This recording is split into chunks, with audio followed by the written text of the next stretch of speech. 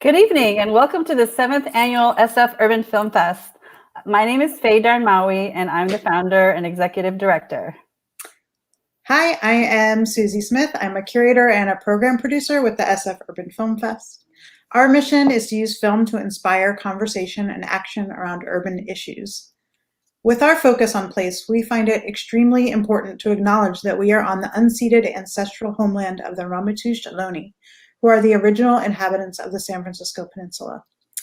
As the indigenous stewards of this land and in accordance with their traditions, the Ramaytush Ohlone have never ceded, lost, nor forgotten their responsibilities as the caretakers of this place, as well as for all peoples who reside in their traditional territory. As guests, we recognize that we benefit from living and working on their traditional homeland. We wish to pay our respects by acknowledging the ancestors, elders, and relatives of the Ramaytush community and by affirming their sovereign rights as First Peoples. We are presenting this land acknowledgement to promote visibility for the Ramaytush Ohlone and all American Indians living and thriving today on their ancestral homelands. Our theme this year is Wisdom Lives in Places, and we want to recognize the need to address the most pressing urban issues is more urgent than ever. This year, our programming suggests the way forward is to honor the wisdom that's always been here, long before 2020, from folks who have been resilient in the face of adversity, showing us not only how to survive, but also to thrive. So we want to say happy Valentine's Day. When we decided to have February 14th be the opening night of this year's festival, we had no idea how elections would turn out, if we would be sick or well, if we would be in the streets protesting, or stuck inside, social distancing. What we did know for sure was that we were all certain to be in need of more love and connection. We asked, how can we have love lead us to find answers to homelessness, to rethink incarceration, fight inequity, and survive a pandemic? We celebrate and center practicing love as an antidote to the relentless crises in our cities worldwide. So we decided to go full force with the Valentine's Day theme and partner with the amazing National Public Housing Museum to open our festival with their 36 Questions for Civic Love toolkit. Shortly, we will start tonight's live event, but first a few announcements. We're getting used to navigating these virtual events, so unpredictable things may happen. Thanks for your patience, and if you have any issues, please leave a message in the comment box. We also want to alert you that tonight's event is being recorded. We'd love it if you would tag us and help spread the word about events, continue the conversation online, and of course, if you're able to donate to keep the work going, we have prioritized making our events accessible and sliding scale while continuing to pay our artists and panelists. So if you're able to donate, we will obviously very much appreciate it. And now, without further ado, our main event. I am so pleased to welcome Lisa Lee, Executive Director of the National Public Housing Museum, to introduce herself and tonight's program. Thank you so much. Good evening, friends and lovers, and welcome to the National Public Housing Museum's 36 Questions for Civic Love at the San Francisco Urban Film Festival. You could have been anywhere in the virtual world on Valentine's Day today, but you're here with us, and so I thank you. My name is Lisa Lee, and I'm the Executive Director of the National Public Housing Museum, the only cultural institution devoted to telling the story of public housing in the United States. We preserve and propel the right of all people to a place to call home. Our programs bridge arts, culture, and public policy in order to address the critically important issue of housing insecurity. So for tonight, we are doing one of our favorite programs called 36 Questions for Civic Love. In 1997, psychologist Arthur Aaron explored whether intimacy between two perfect strangers could be accelerated by asking each other a set of questions. My colleague Tiff Beatty and I worked closely with Sarah Farron, the principal of Dialogic Consulting, to adapt his questions for use in a new kind of social experiment aimed at helping us all fall in civic love. You may still be wondering, what is civic love? And here's what we've learned so far. Civic love is one's love for society expressed through a commitment to the common good. It is a belief in the idea that we are all better off when we are all better off. We manifest it through all kinds of actions: volunteering, marching, speaking against systemic injustice, making reparations. But the love itself is the emotional heart of the work. And in the spirit of activist Grace Lee Boggs, 36 Questions for Civic Love is an attempt to help bring to our communities the limitless capacity to love, serve, and create for and with each other. Tonight, you'll be watching civic love develop between two civic leaders, Chesa Boudin and Yesica Prado. Chesa Boudin is the recently elected District Attorney of San Francisco. Personally impacted by parental incarceration and the failings of the criminal justice system, District Attorney Boudin was inspired to become a public defender and now decarceral prosecutor. He is focused on reforming the criminal justice system and making our community safer by developing data-driven policies to expand alternatives to incarceration and treat the root causes of crime. In his first few months in office, District Attorney Boudin ended the office's practice of asking for cash bail, implemented California's first diversion program for primary caregivers, and ended the prosecution of charges resulting from racist pretextual traffic stops. He has also implemented numerous police reforms, started an innovative economic crimes against workers unit to protect workers from exploitation, and has succeeded in reducing the jail population in San Francisco, even as crime rates declined. Yesica Prado is a multimedia journalist with a master's in journalism from UC Berkeley Graduate School of Journalism and a bachelor's of fine art and photography from the University of Illinois at Chicago. She is a first-generation Mexican immigrant from Mexico. At the age of 9, Prado immigrated with her family to the United States. She was raised in Southside Chicago as an undocumented student. Before turning 21, she was granted a permanent residency U visa and took advantage of her new opportunity, expanding her borders to seek a journalism degree.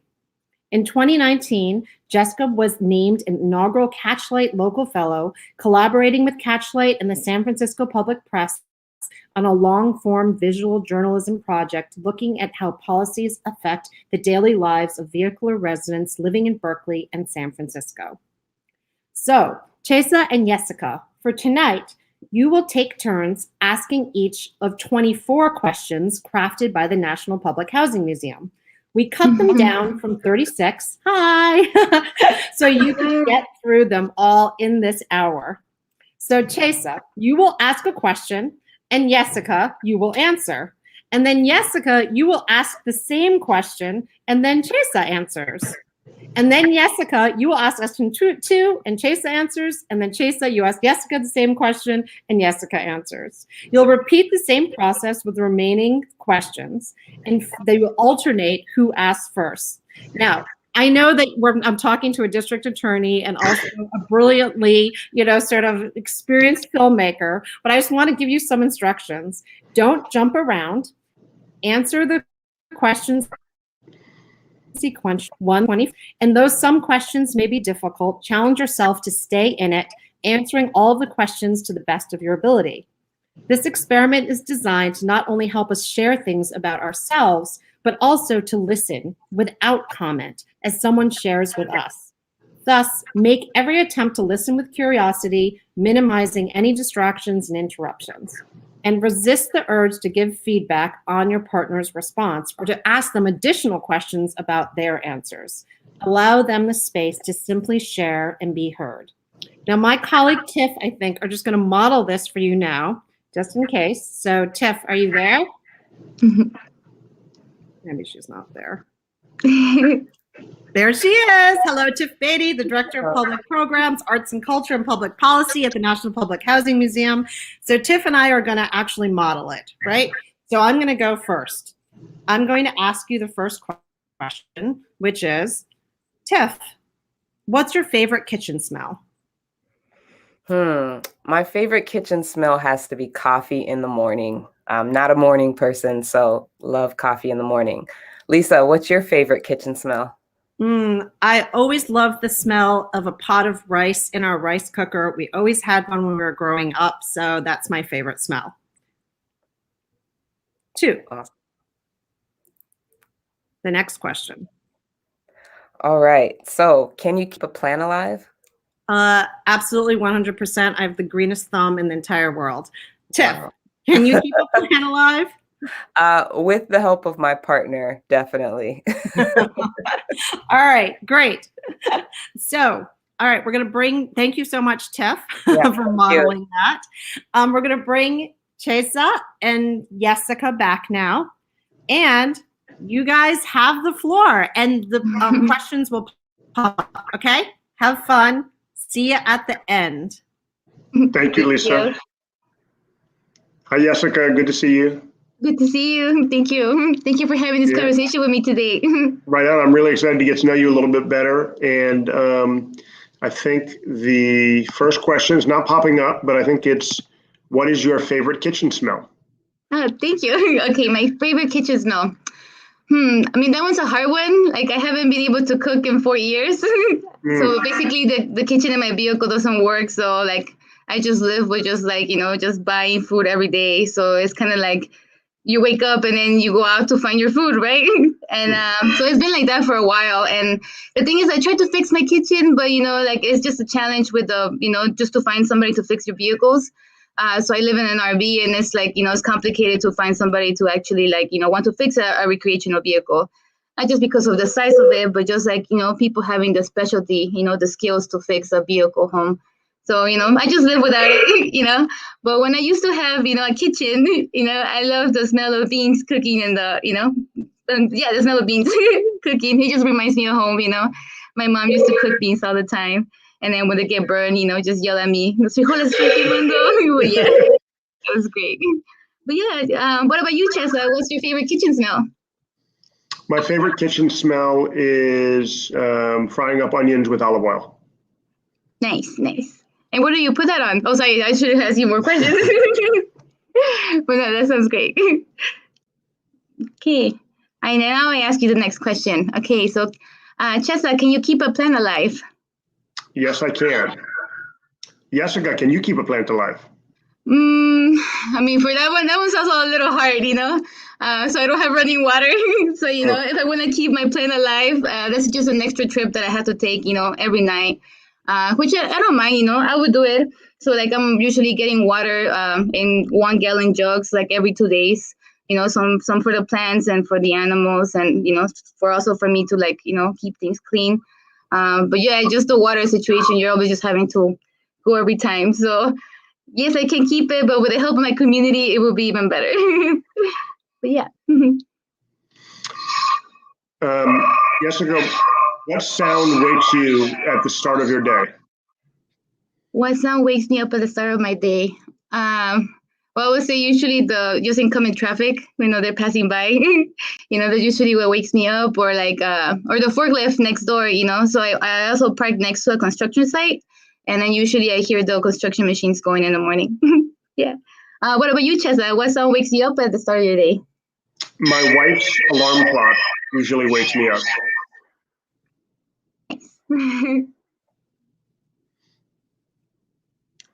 Okay. Okay, I think I asked this question. Okay, Chesa, so what's one thing that you've done for self-care? I go surfing or do other things to get outdoors. Nice. Yeah. And I think you had to ask me. What's one thing you do for self-care, Jessica? One thing that I've done for self-care, I think it's probably acquiring my vehicle home. I think that really, home is self-care. If you don't have the space to take care of yourself, then, then it goes downhill, right?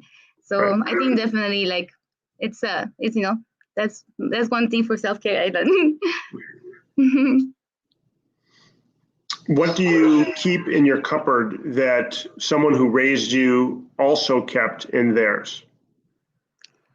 One thing that I kept in my cupboard, So I haven't cooked in a minute, but I still keep chicken bouillon, and that's like a trademark in Mexican kitchens to have it all the time. We call it Suiza. So I have a jar of that, handy in my cupboard. What about you, Chesa? What do you keep in your cupboard that someone who raised you also kept in theirs? Brown rice. Nice. Okay, next question. Okay, what's the one thing that makes wherever you live your home? Photographs. What about for you, Yesica? What's the one thing that makes wherever you've lived your home? Yeah, I would say the same thing, photographs. I'm also a photographer, so like I think I really treasure, tangible photographs. That's what I used to do, kept all when growing up. Yesica, tell me about the diversity of your high school. Diversity of my high school. So I grew up in Chicago, part of my life, and that's where I went to high school. So it was like Southside Chicago. It was like the population was like half Mexicans and then half African Americans. So that's what it was. It was pretty diverse in that manner. What about you, Chesa? Tell me about the diversity of your high school. I also went to high school in the south side of Chicago, and it was a school that had a lot of white students, a lot of Asian students, a lot of Black students, and a smaller number of Latinx students. Nice. Right on. Yay, Chicago all the way. So, Chesa, what makes you feel safe? My wife. Yesica, what makes you feel safe? For me, I would say, people that are out there fighting and advocating for, for a fair community, for a fair world, that gives me encouragement. So that makes me feel safe. Right on. And Yesica, what's your favorite gift you've ever received? Gift. That one's hard. I wouldn't say there's one favorite gift, but, things that people have thought about, for example, somebody gave me this handy headlamp, and I really appreciate it because they thought of me. So that's one of my favorite gifts. What about you, Chesa? What's your favorite gift you ever received? Definitely hard to pick one, but I would say my surfboard is one of my favorite gifts. Nice. Right on. Okay, Chesa. What were you thought about mental health as a young person? Not nearly enough. I was not taught nearly enough about mental health as a young person. Yesica, what about you? What were you taught about mental health as a young person? Yeah, same, nothing really. Just because it was just like, my parents never had, mental health discussed to them, it was always, we resolved the issues con la chancla and that's it, but, there should be other ways. Yeah. Yeah. Yesica, take a minute and tell me the story of where you live in as much detail as possible. Yeah. So where I live right now is in Berkeley. I live in industrial side of Berkeley in West Berkeley. I live with a community of other people that live, full time in their vehicles, and we've been there posted an intersection for 3 years. And it's home. Everybody greets each other, and then we're always there together. But yeah, now, so what about you, Chesa? Take 1 minute and tell me the story of where you live as much detail as you can. I live in the far west side of San Francisco, right up against the shores of Ocean Beach, San Francisco. And it's nestled in between the San Francisco Zoo to the south and Land's End to the north. And it's an area of the city that is really connected to nature and outdoors because the ocean is right there and Golden Gate Park is right there. So I feel really lucky to be able to experience nature and outdoors almost every single day. Nice. All right. So let's see. So name 3 things we appear to have in common. So I know one thing we have in common. We grew up in Chicago, right? So Chicago. Another thing we have in common. That's your turn. Let me know. And we both live in the Bay Area. Oh yeah, true. And I think like also one thing we have in common is that we both want a fair world, for everyone. So yeah. Yeah. Another thing we both love, beans and rice. That's right. Okay, Chesa, have you turned to your neighbors for help? Why and why not? Yes, I have. And part of the reason is because neighbors are community. And when you need help, the people who are closest are your neighbors. What about you, Yesica? Have you turned to your neighbors for help? Why or why not? Yeah, I have turned to my neighbors for help, especially to fix things in my vehicle, like the electricity and things that I didn't know how to work. So I always, it's helpful to be able to ask somebody else for help. And also, we share food, so nobody ever goes hungry. So that's a great thing. But yeah, what about you, Chesa? Have you ever done a choreographed dance? Do you remember any moves? Yes, I have done a choreographed dance. No, I do not remember any moves, luckily. What about you, Yesica? Have you ever done a choreographed dance, and do you remember any moves? Yeah. So actually, I used to do choreographed dance when I was going to elementary school in Mexico. So I was born and raised in Mexico as well, and then, immigrated to Chicago. And then we used to do a dance every year at the end of the year, every classroom. And that was just something that was festive. And then all the kids look forward to it. So it was great. And I still remember the moves. Nice. Yesica, have you lived in a place long enough to see it change? And if so, describe the change. Yeah. Well, I would say, I live in 3 different places in my life, right? So I lived 9 years in Mexico, where I grew up in Nezahualcóyotl. And then I also lived 12 years in Chicago, Southside Chicago. And then I lived here 7 years here in the Bay Area. 3 of them have been indoors and then 4 outdoors. So it's like a different experience as well.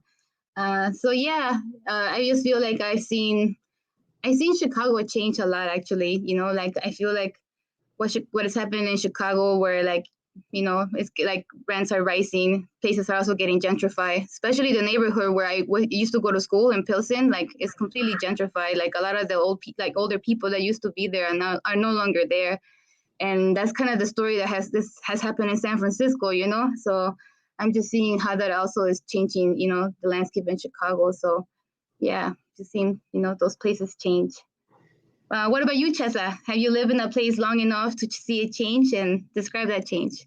Absolutely. And like you, Yesica, I've seen both Chicago and San Francisco, along with some other places, change. And one of the things I definitely notice is gentrification. In San Francisco, we've seen the ways in which the tech industry in particular have really redefined not just the kind of common issues we think about with gentrification, but also the culture of San Francisco in a lot of ways. Engineering, software, the sort of gig economy has really displaced a lot of people who had been in San Francisco for generations, and also the culture that so many people identified with the city. No, it's true. That's change. Chesa, what if anything is too serious to be joked about? Violent crime is too serious to be joked about. What about for you, Yesica? What, if anything, is too serious to be joked about? Yeah. I would say coronavirus has now become too serious to joke about. Like, I remember at the beginning, we didn't know anything about it, so it was easy to laugh about somebody coughing. But now it's just like, now you see the reality of what's happened. So Yeah. definitely. Yesica, who was your most memorable teacher in school? My most memorable teacher in school would be my world history high school teacher. She's memorable because she actually tried to adopt me when I was in high school to give me an opportunity to go to college, So, I was undocumented while going to school, and she wanted to adopt me in order for me to get, my citizenship. But as a single teacher, single parent, is a lot harder to adopt any children.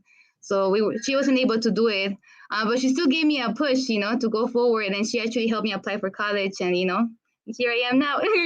So I owe her a lot. Somebody has to root for you in order for you to be able to do better in life, and I thank her for that.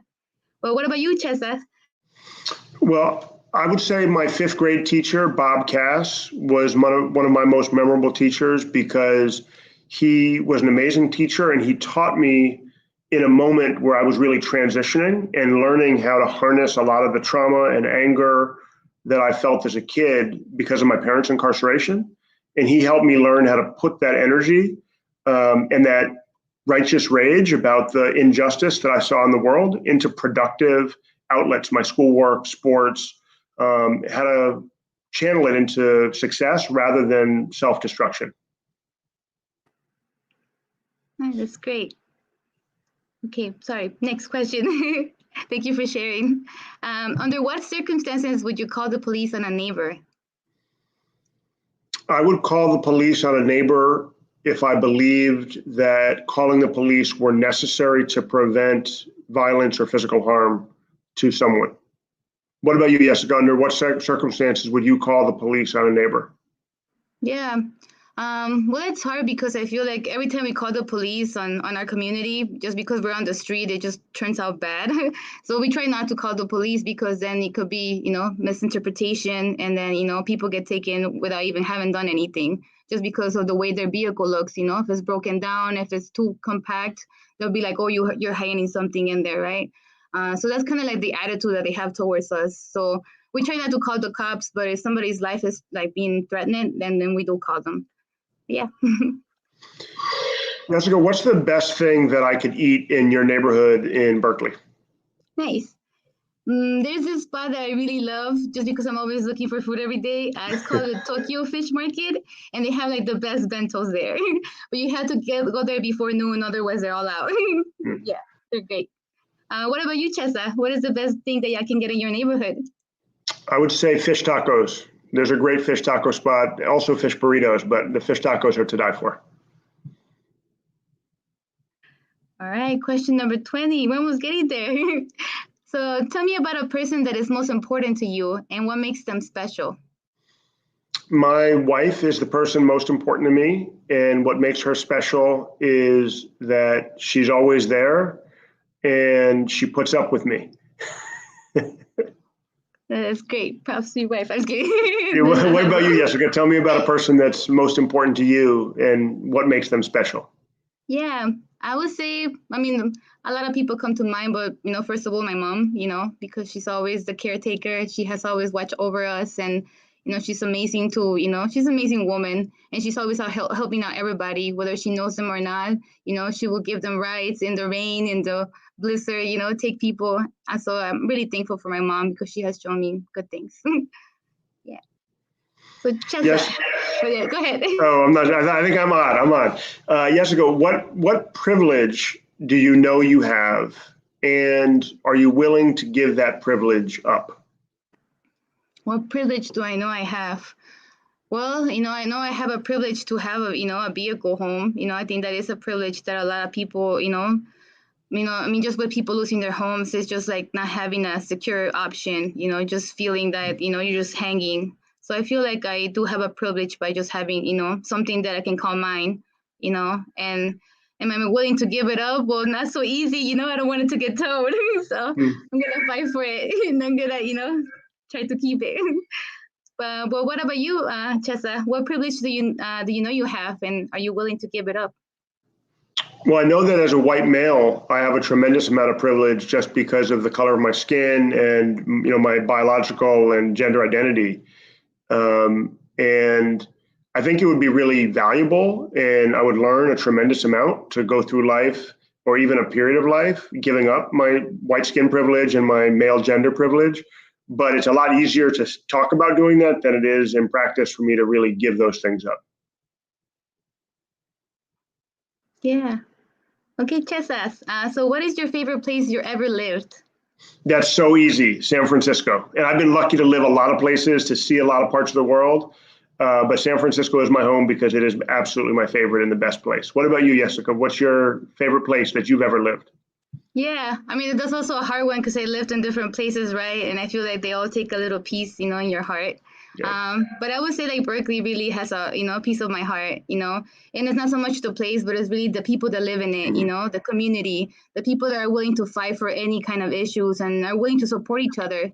And that's the people that I met here. So I really love this place. Yesica, have you ever been to a protest? And if so, what was the protest for? Yeah. Well, as a journalist, I've been to a lot of protests, right? So a lot of them have, resonated with me. But the very first one that I went to when I was younger in high school was just rallies in Chicago that we have for immigration rights, for an immigration reform, because people just kept downplaying the DREAM Act and all those things, and going back and forth. So, that was my first experience of a protest.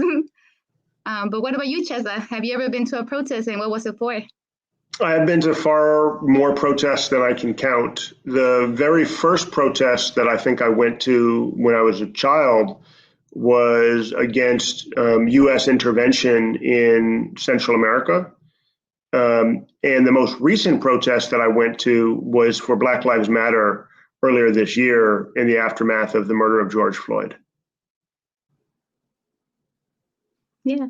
Oh, okay. Now, Chesa, tell me what you like about me. Be very honest, saying things that you might not say to someone you just met. I like your smile, and I like your warm energy, and I like your exuberance, the energy that you bring to life and to the things that you're sharing with me and with others in this public space are, I feel like, really revealing about the positivity and the lust for life that you seem to have. Thank you. Yeah. What about you, Yesica? Can you tell me something about me that you like, and be honest and say things that you might not say to someone you've just met? Yeah. Well, I feel like we just met, right? So I feel like you're a pretty down to earth person, willing to listen, and I think you wanna fight for what is right, for what is fair, and then you see people for who they are, and you accept them, and I think that's not a lot of people, have the courage to do that, because that really takes courage to be able to see people past their flaws and still forgive them and give them a chance. So yeah, it's wonderful. Actually, Oh, Lisa. oops. Hi, Lisa. Hi, you actually raced through the questions, which is great because you just followed instructions too well. And I can't believe it because both of you are such rabble rousers and you normally probably would not follow instructions. But so what we actually decided to do is add a couple more questions. So you just did 24 and we're actually adding a couple more questions. They'll Great. pop up on your screen. Okay. And then we'll Thank you. I'm having fun. Let's keep going. All right, great.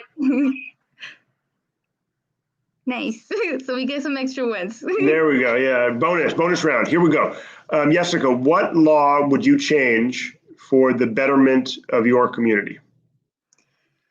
Oh man, well, I mean, there's so many laws that I would say that, anti-homeless, and that's not right. But I think the first one that I would want to change is, just legalizing camping in public space. I think that we had to realize the reality that, people need a place where to be. Like, you cannot just expect them to, be erased from the city. Like, we're all here. And I think we need to give a place for everyone to take care of. So I would like to change that, for the right for people to exist in this city. What about you, Chesa? What law would you change for the betterment of your community? I would definitely want to do away with the criminalization of poverty. And I think if I could pick one law that in my work and in my community really epitomizes the criminalization of poverty, it would be money bail. It's an area where I've already done a lot of work to eliminate it, but I would eliminate money bail from the law books because we should not put people in jail because of their poverty. Yes, true. Okay. So Chesa, how would you allocate resources differently in your community?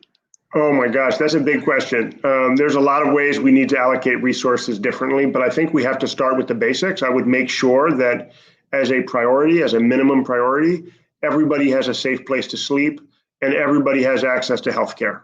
Those are the basics. And if we have those, I think we can figure out the other issues with resources. But what about you, Yesica? How would you allocate resources differently in your community? Yeah. Well, I would say also people are in different stages, people have different access to amenities, depending on what kind of, dwelling they live in, right? But I would say also start with the basics, we need the infrastructure to give people water, electricity, to remain connected to the news and to school. We have to start there because, that really helps people get better.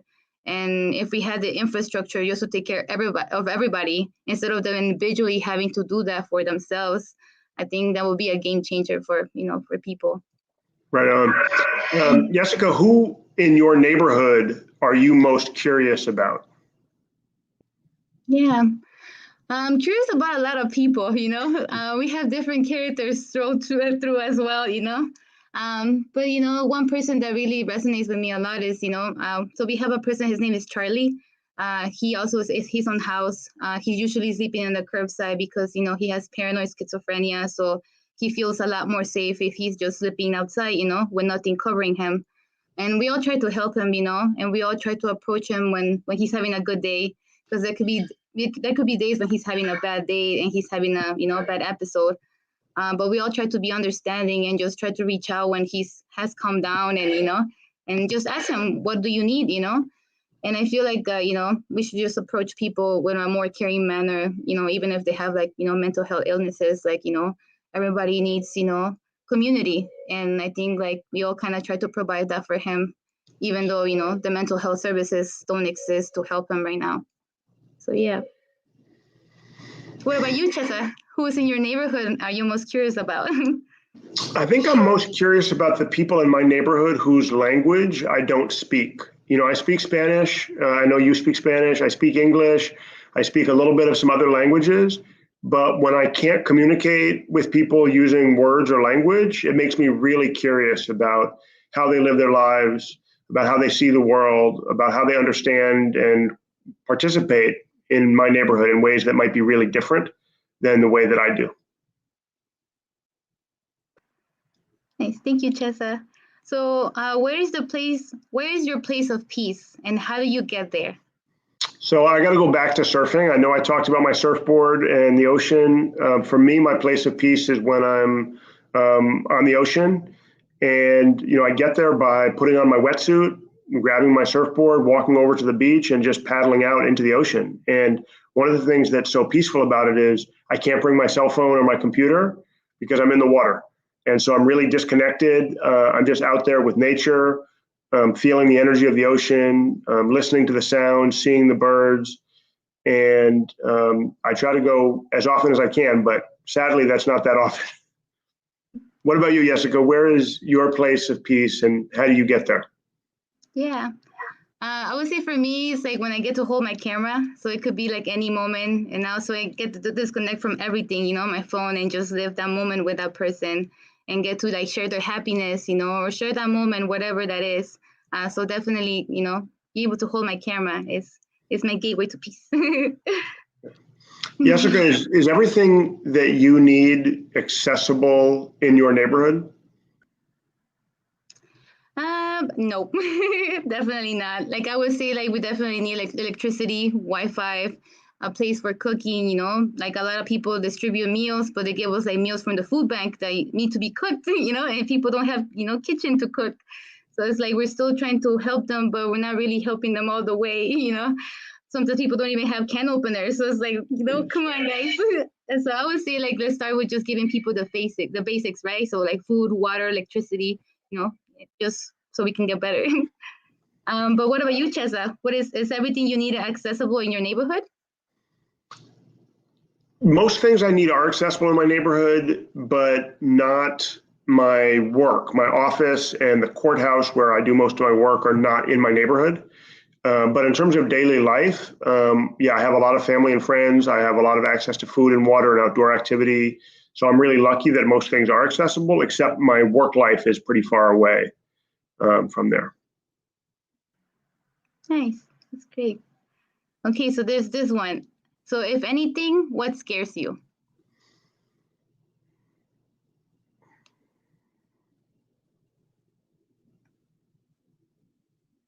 I think what scares me most is the things that I can't control, the things that are outside of my power or my ability, either because I don't understand them or I can't anticipate them, they're unknown, or because they are bigger than all of us.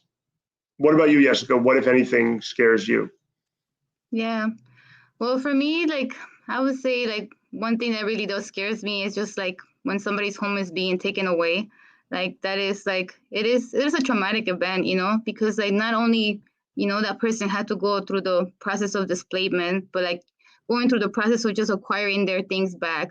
That's, it's painful and it's hard, not just for the person going through it, but for the person that know them, because you knew them in a good place, when they had their vehicle. And then sometimes you had to see them in a tent, and then sometimes even in worse situations after that vehicle's gone. So for me, that's really hard to see. And I've seen that happen to a couple of people. But yeah. Yesica, what's something that you do differently now since the beginning of the COVID-19 pandemic? Yeah. So one thing that I do differently is probably the way I shower. So I had to go find places to shower with friends, or like, just get water in the middle of the night from the grocery store, just because the gyms are closed. So, I kind of lost that autonomy of being able to take care of myself when I needed to, when I wanted to. So now I just kind of like trying to, ask friends. But yeah, so what about you, Chesa? What is something you do differently now since the beginning of COVID? Now I spend a lot more time cooking my own meals and a lot less time eating on the run or at work or other places that I used to eat at other people's houses or in restaurants. It's almost always now eating at home. Nice. Okay, so this is question. What chore do you dislike doing the most?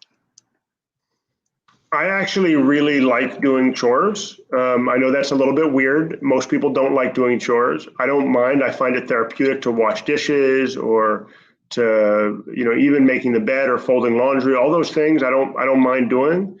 I would say the chore that I probably like the least is cleaning the inside of the shower. I don't really like scrubbing the tiles and trying to get them really clean. That's, if I had to pick one thing, that partly because it's so hard. I don't mind take the garbage out, weed, take care of the plants, all that stuff. But cleaning the bathroom, particularly the shower, not a lot of fun. What about you, Yesica? What chore do you dislike doing the most? Yeah, well, somewhere along those lines too, with the, so dumping my tanks, that kind of gets hectic, and sometimes with COVID, like some of the places where you go dump the tanks of ERB, they've been closed, because they've been redeemed non-essential, so then people don't have nowhere to dump their tanks, so then we have to go find like the sewage connection on the street, which you usually find in industrial neighborhoods. You can find the sewage connection, but people have to resort to that, and then, I just don't like that chore. Yeah. Yesica, what is something unselfish that you've done recently? Something unselfish you've done recently. I don't know, like there's a lot of things. I would say, sharing food. I always like to share food with other people, whoever's with me, buy them a meal if I have the money to, So yeah, nobody should go hungry. But what about you, Chesa? What is something unselfish you've done recently? So as the district attorney, I'm in charge of an office that has about 300 people working in it. And I'm really concerned about getting everyone in my office vaccinated for COVID-19. And I was given an opportunity to get a vaccine myself first, but I didn't think it was fair.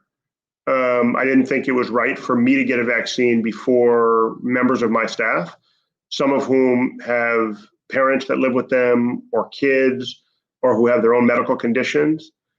And so I fought really hard to make sure that my staff members could get vaccines before me. And I'm really proud that actually today, a lot of the people who work in my office were able to get their first shot of the vaccine. Not everybody. Not enough. And I know it's going to continue to be a fight to make sure that everybody in my office is able to get a vaccine. But I could have gotten mine first, and I decided to wait because I knew that there were people who needed the vaccines much more urgently than I did. Yeah, thank you for sharing. So Chesa, tell me about a time when you felt isolated or alone. So there have been a few times, definitely been a few times I could share. One of them, I think, that is actually something I experienced a lot as a kid was when I would go visit my parents in prison. So my parents were both arrested when I was a year old and sent to prison. And my mom spent 22 years there. My dad is still incarcerated 40 years later.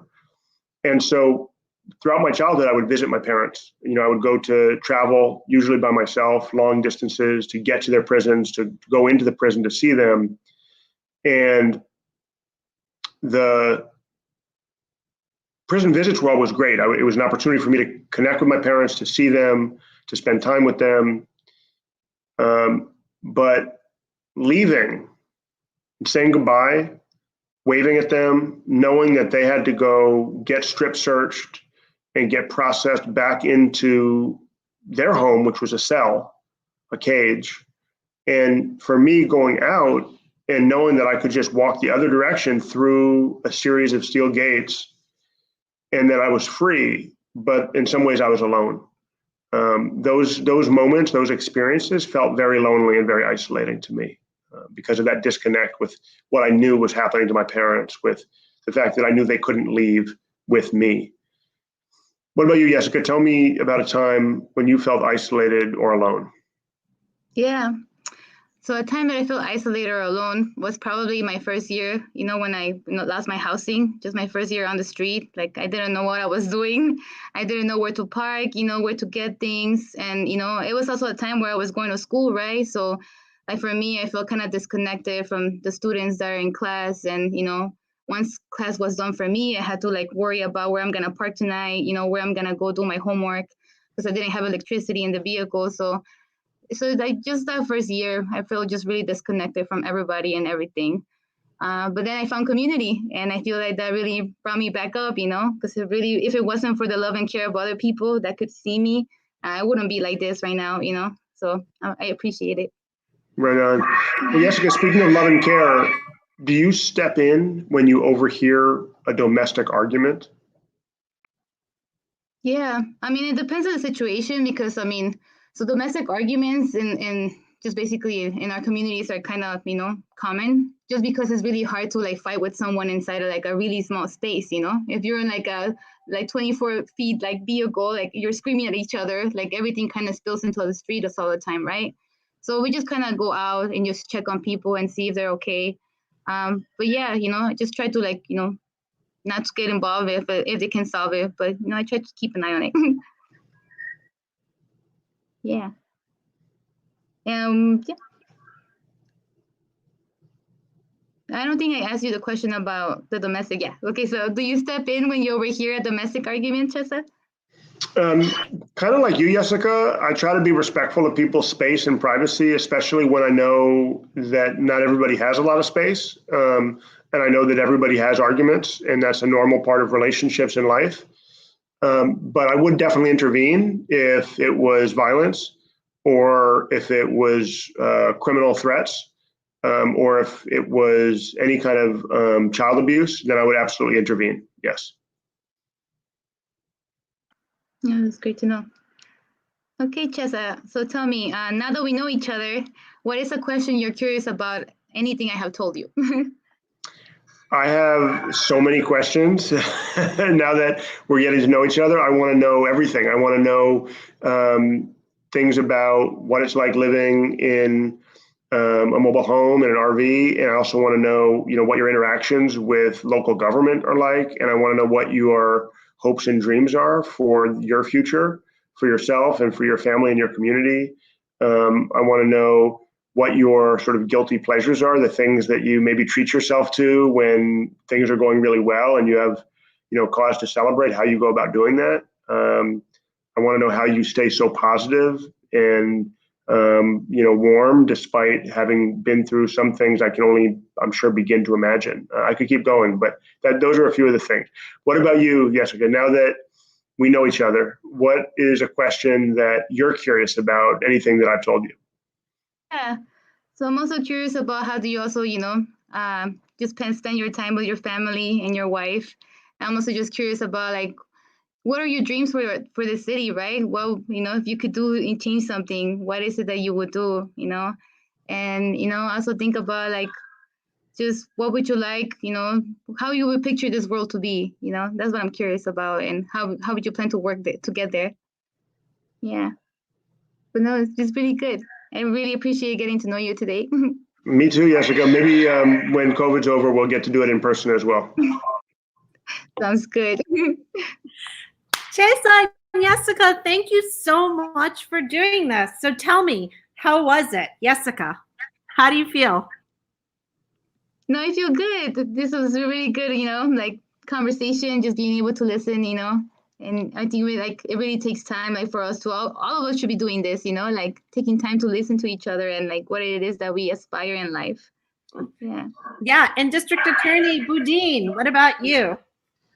It was surprisingly intimate. for a Zoom type event where we're interacting with each other via computer screen, and it's the same computer screen that I look at all day for my work, right? And yet I felt like there's a real connection with Yesica, and that's true even though there's an audience and it's a public conversation.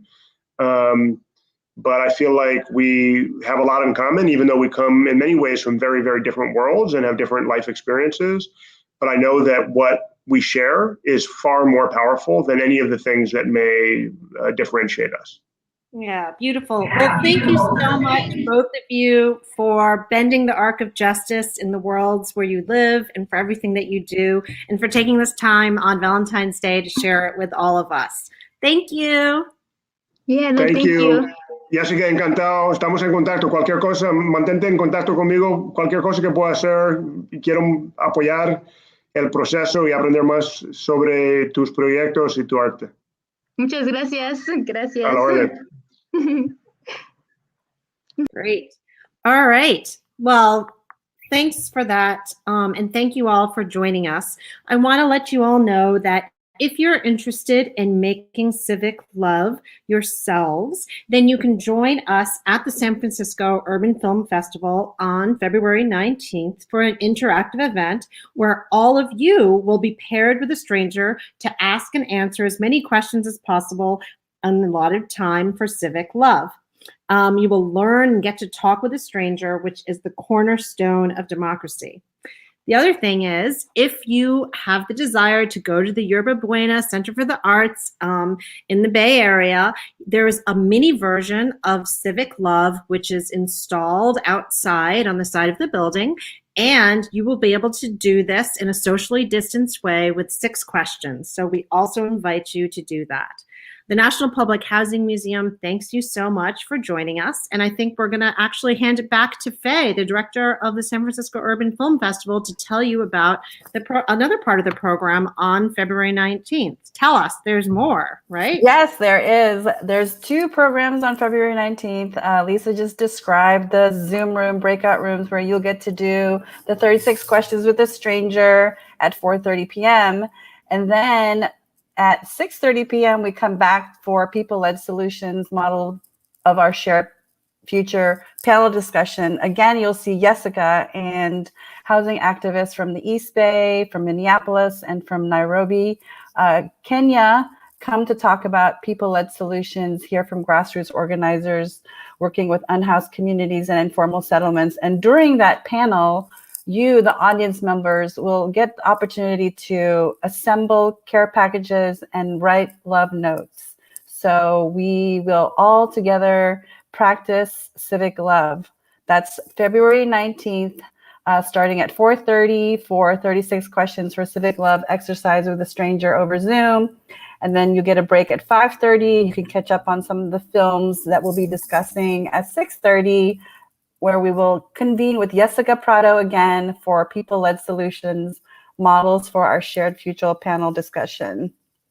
Yeah, and I just want to say that Yesica is such a wonderful storyteller and a filmmaker and a journalist. And so I want to encourage everyone to watch her film along with the other shorts that are part of this particular program, and that the care packages that you will participate in making will be distributed to houseless people in San Francisco, in Oakland, and also in Chicago. Thanks very much to the Kresge Foundation for their generous support, which allows us to do this. And we really hope that you will all join us on February 19th for this really lovely program.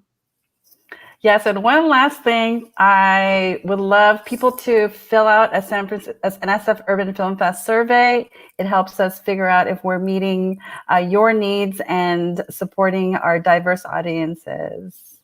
Yeah, and if you are interested in the National Public Housing Museum, please go to www.nphm.org. We love you, San Francisco Urban Film Festival, and happy Valentine's Day, everyone. Yes, see you tomorrow. 2 more programs.